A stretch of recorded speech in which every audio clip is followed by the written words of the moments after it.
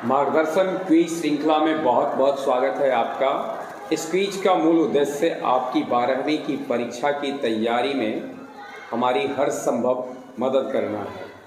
और जैसा कि हम सब जानते हैं कि हमारा जो एग्ज़ाम होने वाला है उसमें वैकल्पिक प्रश्न 50% होते हैं और उन 50% प्रश्न का उत्तर देने के लिए भी जो पिछले 2 वर्षों से पैटर्न रहा है उसी पैटर्न पर इस बार भी परीक्षा होनी है। अर्थात आपको जितने प्रश्न पूछे जाएंगे या जितने के उत्तर देने हैं उसके दोगुने पूछे जाएंगे, या दूसरे शब्दों में ये कहें कि जितने प्रश्न पत्र में प्रश्न रहेंगे उसके आधे आपको उत्तर देने हैं। इसी को ध्यान में रखते हुए हम महत्वपूर्ण प्रश्नों के साथ आपके बीच में उपस्थित हैं। आज हम आपके साथ हैं सॉलिड स्टेट के प्रश्नों के साथ, ठोस अवस्था, बहुत महत्वपूर्ण प्रश्न जो इसके हैं 30, उसके साथ हम होंगे। और नेम बॉक्स में जिन अभ्यर्थियों ने अपना नाम पर्ची में डाला है उनके नाम को खींचने के लिए हम आमंत्रित करते हैं सुशांत को। स्वागत है सुशांत, आएंगे और नेम बॉक्स से देखते हैं किनका नाम खींचा जा रहा है। चलिए, नेम बॉक्स में जो नेम आया है वो है प्रिय रंजन का। बहुत बहुत स्वागत है प्रिय रंजन आपका।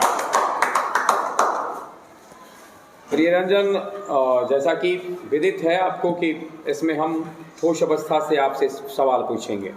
इससे पहले कि हम सवाल पूछना शुरू करें, इसकी सवाल की श्रृंखला शुरू हो, यानी सवाल आपके पास जाए, हमारी शुभकामना स्वीकार करें और अपेक्षा है कि आपके अपने परिश्रम और हमारी शुभकामना, बड़ों का आशीर्वाद, सब कुछ से आपके साथ बड़े अच्छे परिणाम होंगे। धन्यवाद जी।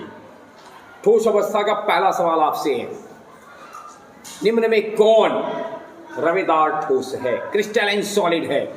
कांच, रबर, हीरा, इनमें से कोई नहीं। हीरा कंफर्म है जी? बिल्कुल सही कर दिया है आपने।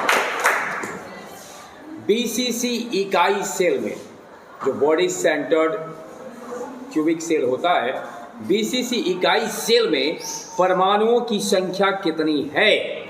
Option A 2, 4, 6, 1। 2 होते हैं। बिल्कुल सही उत्तर दिया। घनाकार क्रिस्टल में ब्रेविस जालकों की संख्या कितनी होती है? घनाकार क्रिस्टल में, क्यूबिक जो क्रिस्टल होता है उसमें ब्रेविस लैटिस कितने होते हैं? ऑप्शन है आपके लिए 1, 3, 4, 14। 3 इज द राइट आंसर। अभी जस्ट पीछे हमने आपसे चर्चा किया था तब बीसीसी यूनिट सेल का, आपको बीसीसी यूनिट सेल जो होता है उसमें कितना स्थान जो होता है वह ऑक्यूपाइड होता है, अर्थात कि ऑक्यूपाइड नहीं, एम्प्टी होता है, यानी कितना स्थान रिक्त होता है। स्वाभाविक है कि जब आप रिक्त परसेंट बताएंगे तो जो ऑक्यूपाइड होगा अपने आप पता चल जाएगा कितना रिक्त होता है। ऑप्शन है आपके लिए 32%, 34%, 28%, 30%। 32%, यानी 68% जो है सो इसके ऑक्यूपाइड होते हैं और एम्प्टी रहते हैं 32%। बिल्कुल सही उत्तर है। बीसीसी में 68% ऑक्यूपाइड होता है और 32% एम्प्टी होते हैं।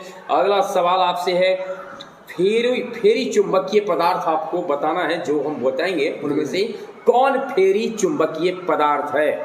O2 यानी oxygen, N2 dinitrogen, NaCl sodium chloride, Fe3O4 magnetite फेरी चुंबकीय है। Fe3O4 मैग्नेटाइट फेरी चुंबकीय है, करेक्ट आंसर है। अगला सवाल है आपसे, एफसीसी का जो संकुलन सामर्थ्य होता है, पैकिंग इफिशियंसी, वो कितना % है? ऑप्शन है आपके लिए 72%, 76%, 74%, इनमें से कोई नहीं। एफसीसी का संकुलन क्षमता 74%, करेक्ट आंसर है। Na2O सोडियम ऑक्साइड में सोडियम का समन्वयन संख्या, कोऑर्डिनेशन नंबर होता है 6, 4, 8, 12। 4। हम अपने श्रोताओं को ये बता दें कि किसी भी तत्व का, किसी भी अणु में कोऑर्डिनेशन नंबर अगर बात हो जाएगी उसकी रचना में ठोस की, तो उसके चारों तरफ जितने एटम्स डायरेक्टली उससे टच में रहते हैं वो उसका कोऑर्डिनेशन नंबर कहलाता है। और Na2O में Na का कोऑर्डिनेशन नंबर 4 होता है। सही उत्तर दिया गया। निम्न में कौन, शुरुआत किए थे रवेदार ठोस से। जी। क्वेश्चन है आपके लिए, बेरवेदार ठोस का उदाहरण है, हीरा है, ग्रेफाइट है, नमक है, रबर है। रबर। रबर करेक्ट आंसर है। कौन सा ऑक्साइड, जो हम बताएंगे उसमें से जी। कुछ धातु के ऑक्साइड का चर्चा हम करेंगे, कुछ ऑक्साइड की चर्चा करेंगे। आपको बताना है इनमें से कौन सा ऑक्साइड लौह चुंबकत्व प्रदर्शित करता है। ऑप्शन है आपके लिए CrO2, MnO2, Fe3O4, V2O5। CrO2। CrO2 the right answer. कांच देखे है ना, जी। शीशा। जी। शीशा क्या है? ऑप्शन ए रवेदार ठोस, क्रिस्टलीय ठोस, अति शीतलित द्रव। इनमें से कोई नहीं। अति शीतलित द्रव। अति शीतलित द्रव है। सही उत्तर है। कांच एक अति शीतलित द्रव है, अर्थात कि यह ठोस नहीं है, शुद्ध ठोस नहीं है, बेरवेदार ठोस है और स्यूडो सॉलिड कह सकते हैं, छद्म ठोस। इसने ठोस न होने के बाद भी अपना रूप बदल लिया है, ठोस के रूप में दिखता है, परंतु वास्तव में कांच ठोस नहीं है। ठोस, जब शुद्ध ठोस की बात आएगी तो क्रिस्टलीय ठोस को ही शुद्ध ठोस समझा जाता है। टेट्रागोनल होने के लिए कंडीशंस आपको बताने हैं। जी। ए, पहला ऑप्शन है आपके लिए A not equals to B equals to C। ABC समझ रहे होंगे, ABC लेंथ ऑफ एज है जी। और अल्फा बीटा गामा जो है सो एंगल है, एक्सियल एंगल है। तो अक्षीय कोण अल्फा बीटा गामा जब हम बोलेंगे तो इसको अक्षीय कोण समझिएगा, और ABC जब तो किनारे की लंबाई समझेंगे। ऑप्शन है ए आपके लिए, A not equals to B equals to C, alpha equals to beta not equals to gamma equals to 90 degree, A equals to B not equals to C, alpha बराबर बीटा बराबर गामा बराबर 90 degree, A बराबर B बराबर C, alpha beta gamma बराबर आपस में बराबर 90 degree, D में अल्फा बीटा गामा बराबर 90 डिग्री, लेकिन A not equals to B not equals to C। A equals to B not equals to C, alpha बराबर गामा बराबर बीटा इक्वल टू 90। यानी अल्फा बीटा तीनों एक्सियल एंगल 90 डिग्री हो और उसमें से A not equals to B not equals to C, ये होता है टेट्रागोनल स्ट्रक्चर का राइट आंसर है। और आपके लिए अगला सवाल है जो 12वां है, कुल मिलाकर के आपको बताना है HCP हेक्सागोनल क्लोज पैकिंग संरचना में होता है धातु का कोऑर्डिनेशन नंबर कितना। जी। एक धातु का रवाकरण कराया गया और HCP संरचना में किया गया, तो आपको बताना है कि उस संरचना में जब कोऑर्डिनेशन नंबर की चर्चा होगी धातु की, तो क्या कितना उसके पास होगा। 8 4 6 12 करेक्ट आंसर है। ब्रैग ने एक समीकरण दिया था, खास करके क्रिस्टल ये जो ठोस होते हैं उसके लेयर्स के बीच में, जो जब क्रिस्टलोग्राफी में आप विशेष रूप से इसको पढ़ेंगे तो ब्रेग साहब ने इसके लिए एक इक्वेशन दिया था। आपको बताना है वो इक्वेशन कौन था। ऑप्शन है आपके लिए n लैम्डा बराबर 2d cos theta, n lambda बराबर 2d sin theta, n lambda बराबर d sin थीटा बाई 2 और n लैम्डा इनमें से कोई नहीं। n लैम्डा बराबर sin theta d sin theta 2d sin 2d sin theta, n lambda बराबर 2d sin theta correct answer है। ब्रैग साहब को इस इक्वेशन को देने के कारण नोबेल पुरस्कार भी मिला था। खास बात है कि ये दोनों पिता पुत्र के द्वारा दो ब्रैग्स थे और दोनों ने मिलकर के इसको दिया था और उनके लिए नोबेल पुरस्कार भी उनको मिला था। निम्न में कौन ध्रुवीय ठोस है। ऑप्शन है आपके लिए ध्रुवीय ठोस है CCl4 यानी carbon tetra chloride, H2O water, HCl इनमें से कोई नहीं। CCl4 इधर राइट आंसर। शॉटकी दोष में क्रिस्टल का घनत्व पर क्या प्रभाव पड़ता है। ऑप्शन आपके लिए बढ़ता है, घटता है, न बढ़ता है न घटता है, कभी बढ़ जाता है कभी घट जाता है, घटता है यानी क्रिस्टलीय दोष में शॉटकी दोष में क्रिस्टल का घनत्व घट जाता है, शॉर्ट कर जाता है आयन, इसलिए नाम है शॉटकी। इट मींस की शॉर्ट कर गया है क्या चीज, एटम्स मतलब उसमें आयन यानी शॉर्ट्स कर जाते हैं, इसलिए ऐसा होता है। बिल्कुल सही उत्तर दिया है आपने। रवा में जब इलेक्ट्रॉन ऋणायन द्वारा खाली स्थान में पकड़ जकड़ लेता है, उसको अंदर चला जाता है, खाली स्थान में चला जाता है, तब कौन सा दोष उत्पन्न होता है? जब रवा में इलेक्ट्रॉन खाली स्थान में प्रवेश कर जाता है तो कौन सा दोष होता है? ऑप्शन है आपके लिए, शॉर्टकी दोष, एब्सेंटर्ड दोष, फ्रैंकल दोष, इनमें से कोई नहीं। एब्सेंटर्ड दोष इज द राइट आंसर। अष्टफलकीय रिक्ति में एक गोलों की संख्या होती है। एक अष्टफलकीय रिक्ति यानी इनकी जो बनता है तो उसमें कितने गोला उसमें भाग लेते हैं, यानी कितने गोलों के सहयोग से अष्टफलकीय रिक्ति का निर्माण होता है? 4, 6, 8, इनमें से कोई नहीं। 6 करेक्ट आंसर है। NaCl में क्लोरीन का कोऑर्डिनेशन नंबर है 8, 6, 4, 3। 6। NaCl में क्लोरीन का कोऑर्डिनेशन नंबर है 6, अर्थात निरंजन के अनुसार Na+ जो होता है वो 6 Cl- आयन से चारों तरफ से बंधा रहता है, लिंक्ड रहता है। आप सही है, बिल्कुल सही उत्तर दिया है।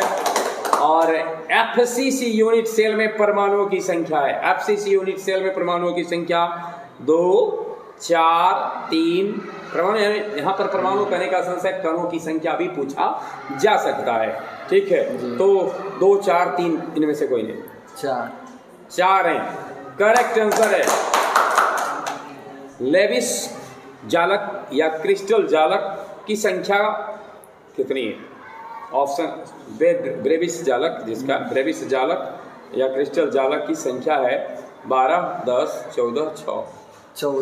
14 करेक्ट आंसर है।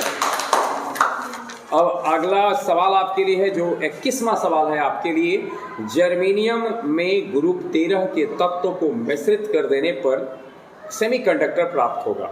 जर्मेनियम में समझ रहे हैं ना जी?